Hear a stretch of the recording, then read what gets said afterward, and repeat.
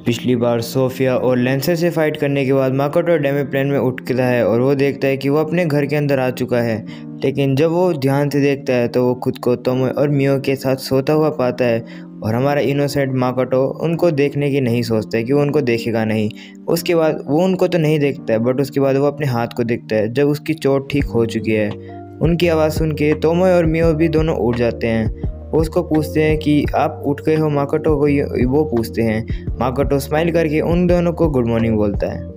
फिर अगले सीन में हम लोगों को पैट्रिक और मॉरिस दिखाया जाता है, जो कि पैट्रिक अपना एक न्यूज़पेपर पढ़ रहा होता है, बट उसमें से एक नीचे कुछ चीज़ गिर जाती है। मॉरिस उससे पूछते हैं कि ये क्या हमारा जो नॉर्मल की इन्फॉर्मेशन है वो है। फिर पैट्रिक उसको पढ़ता है तो उसमें लिखा होता है बैटल फॉर फोर्ट स्टेला, जिसमें कि लिखा है कि जो भी मिरेक्युलसली उस ट्रेजेडी को सरवाइव कर चुके हैं वो बोलते हैं कि एक्सप्लोजन एक गॉडेस के थर्ड डिसाइपल ने किया है। तो इससे हम लोग को ये भी हिंट मिलता है कि गॉडेस ने माकोटो के अलावा और 2 ह्यूमंस को यहाँ पर इस वर्ल्ड में बुलाया है और उस ट्रेजेडी को करने वाला एक मेज है जिसने कि लाल कपड़े पहने हुए हैं। वहीं माकोटो से तोमोए पूछती है कि मित्सुरुगी के बारे में कि वो अभी तक मरा नहीं है। माकोटो बताता है कि नहीं, वो सोफिया द ड्रैगन स्लेयर के साथ था। उसके बाद माकोटो बोलता है कि उन लोगों ने मेरे को ह्यूमन आर्मी के साथ कंपेयर कर लिया था कि मैं उनकी टीम में था। शिकी बोलता है कि गॉडेस ने शायद से फोर्स किया होगा माकोटो को डीमन की साइड फाइट करने के लिए और इसलिए वहां पर वो मैजिक सर्कल के थ्रू वहां बैटलफील्ड में गया था। माकोटो बोलता है तो ये सभी जितनी भी गलती है वो गॉडेस की है। इतने में मियो ये बात सुन के काफ़ी ज़्यादा गुस्सा हो जाती है कि माकोटो के साथ उसने कुछ ऐसा किया। उसके बाद माकोटो बोलता है कि मैं काफ़ी ज़्यादा केयरलेस भी था और मैं अनप्रिपेयर भी था, इसलिए माकोटो को अपना माना का कंट्रोल करना सीखना होगा एक बारी में, और इसलिए ये काफ़ी ज़्यादा इजी हो जाएगा अगर वो मैजिक के बेसिस जान जाएगा। इसलिए वो बोलता है इसलिए मैं एकेडमी में जा रहा हूँ शिकी के साथ पढ़ने के लिए।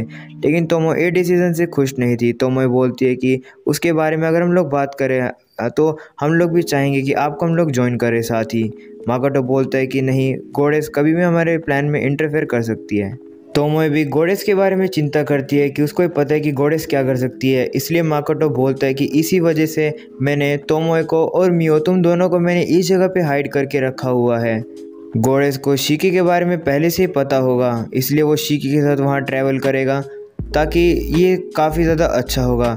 और माकोटो बोलता है कि अगर ज़रूरत पड़ी तो तुम लोग मेरे ट्रम्प कार्ड हो, जिसपे कि तोमोए और मियो काफ़ी ज़्यादा क्यूट सा फेस बनाते हैं क्योंकि उनको उन पर कुछ ज़्यादा ही प्राउड होता है। तोमोए बोलते हैं कि हम लोग काफ़ी ज़्यादा खुश है कि आप हमारे बारे में ऐसा सोचते हो। और फिर बोलता है अगर फिर से दोबारा से अगर फाइट हो जाएगी तो वो उनको ज़रूर से बुलाएगा, जिसपे तोमोए मियो माकोटो को हाँ बोल देते हैं। तोमोए माकोटो को बोलते हैं कि ऐसा कोई है जो मैं आपसे मिलवाना चाहती हूँ। फिर तोमोए बुला लेती है। एक पेड़ के पीछे वो लड़की खड़ी होती है, वो सामने आ जाती है। माकोटो समझ जाता है कि वो कौन है। माकोटो हो तो जाता है काफ़ी ज़्यादा शौक, लेकिन फिर भी उसे आके पूछता है तोमोए की फ्रेगमेंट, और ये पूछता है कि क्या ये सर्वाइव कर गई। फिर वो माकोटो से आके एक्सक्यूज़ मी बोलती है। माकोटो भी हैरान हो जाता है और फिर वो बताती है कि वो तोमोए की फ्रेगमेंट है। तोमोए बोलती है कि उसकी फ्रैगमेंट उसकी कॉन्शियसनेस और सेंसेस को शेयर करती है और इसीलिए हर एक फ्रैगमेंट की अलग अलग पर्सनैलिटी होती है, और साथ ही साथ बताती है कि इस फ्रैगमेंट को माकोटो की रिंग से बनाया गया है उसके कोर के लिए, तो ये पिछली बार की तरह नहीं मरेगी। माकोटो उस पिछली वाली तोमोए की फ्रैगमेंट के बारे में याद करता है। माकोटो बोलता है कि ठीक है, अब आगे से वो ऐसा नहीं होने देगा जैसे कि दोबारा से हुआ। इसलिए माकोटो उसका नाम देने की सोचता है। वो बोलता है कि अगर तुम स्मॉल तोमोए हो तो इसलिए उसका नाम वो रखता है कोमोए, जिस पे माकोटो काफ़ी ज़्यादा खुश होकर बोलता है कि वो उसके साथ काम करने के लिए काफ़ी ज़्यादा इंतज़ार कर रहा है। तोमोए पीछे से बोलती है कि ये हमारे मोना का प्रोडक्ट है, इसका मतलब है कि ये हमारी बेशक से चाइल्ड हो सकती है। तुम लोग को तो पता है कि मियो किस तरीके से रिएक्ट करेगी कि कोमोए माकोटो की चाइल्ड है, इसलिए वो तोमोए की फ्रैगमेंट माकोटो को दी है। मियो सभी लोगों को दिखाने के लिए उस प्लेट से उस फ्रूट को कट करती है और उसको एक प्लेट में कलेक्ट कर लेती है ताकि वो और लोगों को वहाँ दिखा सके जितने भी वहाँ खड़े लोग होते हैं। वहीं सभी लोग देखकर काफ़ी ज़्यादा हैरान हो जाते हैं। वो एडवेंचर उस ब्लेड को छीन लेता है मियो से और वो बोलता है कि नहीं, ऐसा कुछ भी नहीं है, ये कुछ हुआ भी नहीं इस ब्लेड के अंदर। लेकिन वो जैसे देखता है कि उसने हल्का सा टच किया बट उसको वहाँ से ब्लड आना शुरू हो गया है। वहीं एरिस उसके ऊपर एक हीलिंग का एक पोशन फेंकती है, जिससे कि वो देखता है कि उसकी जो हील है वो काफ़ी जल्दी गायब हो गई है। कुछ लोग वहाँ खड़े होकर बोलते हैं अगर हम लोग केयरफुल नहीं हुए तो ये हम लोग को 10 गोल्ड के बदले ये हीलिंग पोशन हमको देंगे। लेकिन फिर एरिस उनको बताती है ऐसा कुछ भी नहीं है, ये जो है माकोटो की हाई क्वालिटी मेडिसिन है, जो कि सिर्फ वो वर्ल्ड गोल्ड के पीस में देंगे। सभी लोग काफ़ी ज़्यादा बोलते हैं कि ये इतनी सस्ती कैसे है। मियो भी सभी से अपोलोजाइज करती है ट्रेवल करने के लिए, और उनको जो सैंपल होते हैं वो दिखाती है अपनी उनके शॉप की स्पेशलिटी। सभी लोग बोलते हैं ये तो एक इल्यूजनरी सिटी का जो है स्टफ़ है, जो कि काफ़ी ज़्यादा मुश्किल है मिलने के लिए। सभी लोगों को उस फ्रूट का टेस्ट काफ़ी ज़्यादा टेस्टी लगता है। और फिर वहीं डार्फ बोलता है कि हम लोग यहाँ के ड्वार्फ के जो वेपन है वो भी बेचते हैं। देखते देखते माकोटो की शॉप के आगे काफ़ी ज़्यादा भीड़ लग जाती है। वो एडवेंचर को अभी भी यकीन नहीं होता है कि इस शॉप के अंदर ऐसा कुछ भी मिल रहा है। वहीं वो खड़ा होकर पीछे देखता है तो एक्वा उसको आके सॉरी बोलती है उनके एम्प्लॉय की वजह से, और उसको वो सैंपल टेस्ट करने के लिए बोलती है, जिसके कारण से उस एडवेंचर के मन में लड्डू फूटना शुरू हो जाते हैं। वहीं एक्वा बोलती है कि वो यहाँ पर कोई भी गलती नहीं कर सकती है, अगर वो गलती करेगी तो उसको बूट कैंप में वापस जाना पड़ेगा। और भी काफ़ी सारे एडवेंचर भी वहाँ पर आना शुरू हो जाते हैं। और फिर टॉय की पार्टी भी आ जाती है माकोटो की शॉप में आने के लिए। फिर पैट्रिक शॉप के सामने खड़ा होकर बोलता है कि उन लोगों ने हमारी तरह एक जनरल स्टोर खोल ली है। ऐसा तो ये कोई लार्ज एकदम फंडेड वाली कंपनी खोलती है, बट माकोटो ने ऐसा कर दिया है, जिसपे कि पैट्रिक काफ़ी ज़्यादा हैरान हो जाता है। पैट्रिक बोलता है कि इंक्लूडेड डेमी ह्यूमन, मतलब काफ़ी ज़्यादा जो माकोटो ने चीज़ें की वो अनएक्सपेक्टेड है। वहीं तोमो ने जैसे लाइम को बोला था करने के लिए, वैसे लाइम ने किया, जिससे कि और भी ज़्यादा अटेंशन मिलेगी यहाँ पर आने के लिए। तोमो बोलते हैं कि मैं अब यहाँ पर एक परफॉर्मेंस करूँगी जो कि प्रोडक्ट को और ज़्यादा बेचेगी। लाइम बोलता है कि ज़रूर से माकोटो इस आइडिया को वो मना कर देगा। फिर माकोटो बोलता है कि सभी लोगों ने काफ़ी ज़्यादा अच्छा काम किया है। वहीं शिकी बोलता है कि लगता है कि सभी लोग अपने आप काफ़ी ज़्यादा इंजॉय कर रहे हैं। माकोटो बोलता है कि ये सारी चीज़ें होने के बाद उसको ये बात बाद में पता चली कि जो डीमन और ह्यूमंस की फ़ाइट है उसमें काफ़ी ज़्यादा नुकसान हुआ।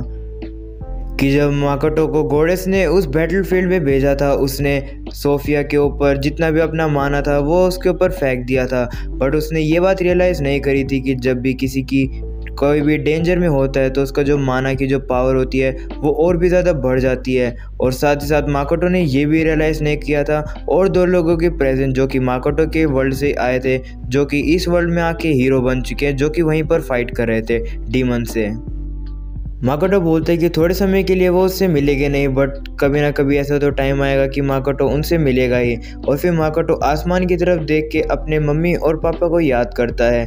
माकोटो बोलते हैं कि अब समय आ गया है कि वो उनके बारे में इस वर्ल्ड में अब जाने। और फिर वो अपने फ्रेंड हासेगावा के बारे में सोचता है। वो हासेगावा को सॉरी बोलता है कि माकोटो उस वर्ल्ड से डिसअपियर हो गया, बट माकोटो सिर्फ उसी को उस वर्ल्ड में याद रख रहा है। माकोटो अपने आप को काफ़ी ज़्यादा गंदा पर्सन बताता है। माकोटो फिर खड़ा हो जाता है। माकोटो बोलता है कि मैं आगे से अपना बेस्ट करने की ट्राई करूँगा इस वर्ल्ड में।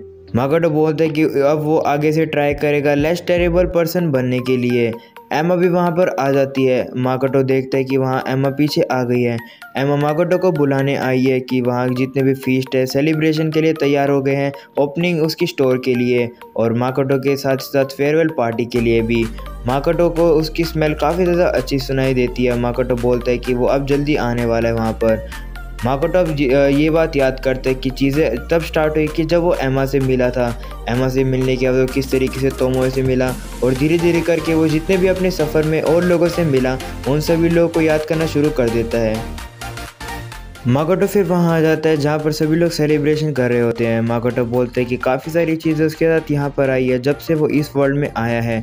फिर माकोटो बोलते हैं कि शायद यहाँ पर रहना इतना बुरा नहीं है जितने कि उसने इस वर्ल्ड में आने से पहले स्टार्टिंग में सोचा था।